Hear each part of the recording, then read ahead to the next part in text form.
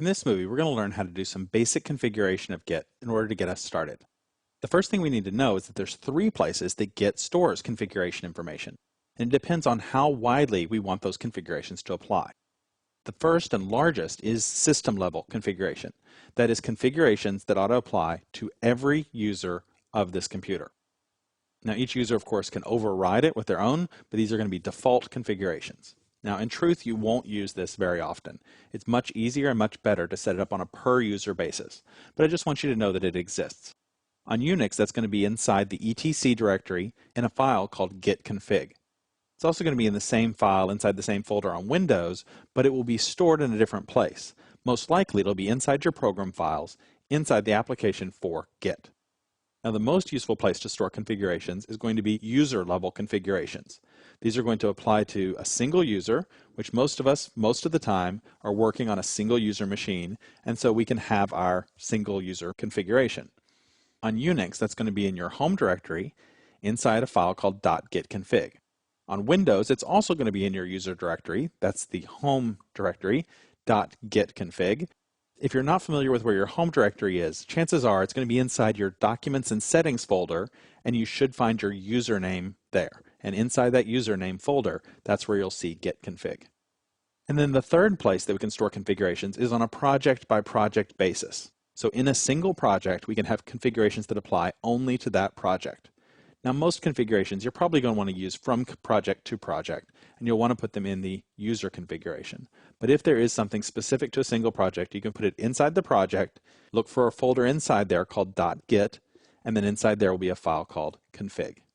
Now, the names of these configuration files vary depending on the location, and some of that is just because of some of the different conventions that Unix uses, and that's what this follows. But if you know generally where to look for these files, the fact that they're all named slightly different shouldn't throw you off. They should stick out and you should be able to find them. Now, we can go in and directly edit these files and put in our configuration information, but that requires us to know something about the format of those files. We don't have to do that. Git gives us some commands that we can use to make editing these configurations easy. For all 3 of them, it's going to be gitconfig, followed by a modifier that tells it at what level we want to do the configuration, and then followed by the configuration itself that we want to do. So if we want to do a system-wide configuration, then it's --system at the end. If it's user level, then that's --global. Don't let that throw you. Global doesn't mean system. It means global to the user. And then if we don't have any modifier, then it's just on a single project basis. So that's what the command looks like, and that tells it how to direct it. What are the kinds of configurations that we can set? Well, let's set a few. So here I am in my command line. You'll want to make sure that you're there as well. It doesn't matter where we're located because we're going to be doing configuration that's global. So as long as we're logged in as a user, we'll be making edits to our global user file.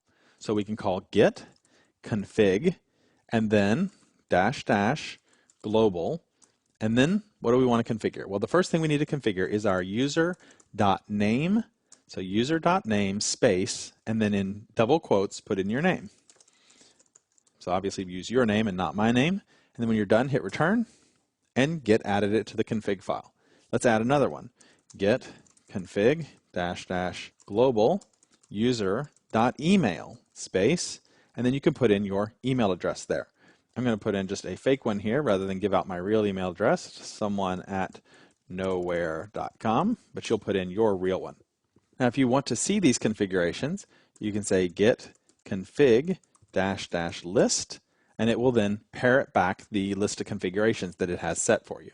Or if you want to look at a specific one, you can say user.name, and it returns just that one.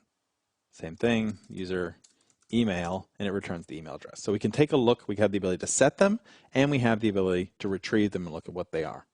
Now let's look at where those are located. I'm inside my user directory already right here. On Unix, you can do cd space followed by the tilde, and that'll make sure that you're in your user directory.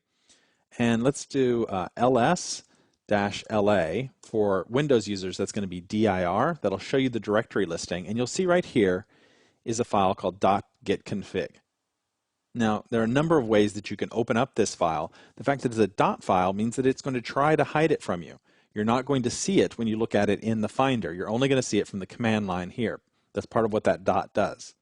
One good way to take a look at it real quick with Unix is just to use the cat command, cat get config. Let me just clear my screen so you can see.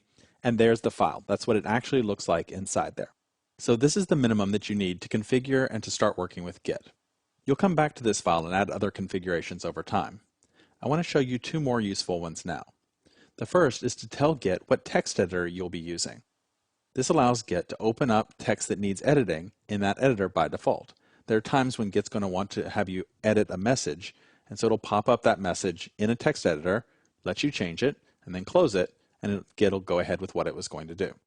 The way we do that is with git config global, and then core.editor, and then after that, in quotes, let's put the name of the editor that we want to use. So if you like using Unix's Nano, you can put that there. You can use Vim or Emacs. If you're on Windows, you can use notepad.exe. That comes by default with Windows. I like to use TextMate, so I'm going to be using MATE, which is a little program that TextMate provides that sits inside Unix and can then launch TextMate. In addition to just launching it, though, we need to provide a couple of options with it, which is the -W option, which says, hey, after you launch it, wait until TextMate is done before you keep going with what you were going to do, Unix. So we need that W option. Otherwise, Unix will open it and then just keep going with what it was doing without waiting for you to finish the message. And then L1 also tells it to start at line 1. So wait and put the cursor at line 1 of the message. If you have a different text editor you'd like to use, you can try plugging it in here, or you can Google around and find out what configuration other people are using so that they can use that program. Okay, so now that I've got that in there, that will add it to my config file. The second configuration we'll add now is to tell Git to use colors when outputting things to the command line. If we don't use this, it'll just give us monochromatic text, just one single color. Instead, by setting this option, it'll allow Git to try and use colors like red and green and blue to help illustrate what point it's trying to get across, what information it's trying to convey. So we can use git config -- global, and then we're going to say color.ui set to true. So that's it. Tell it to color the user interface.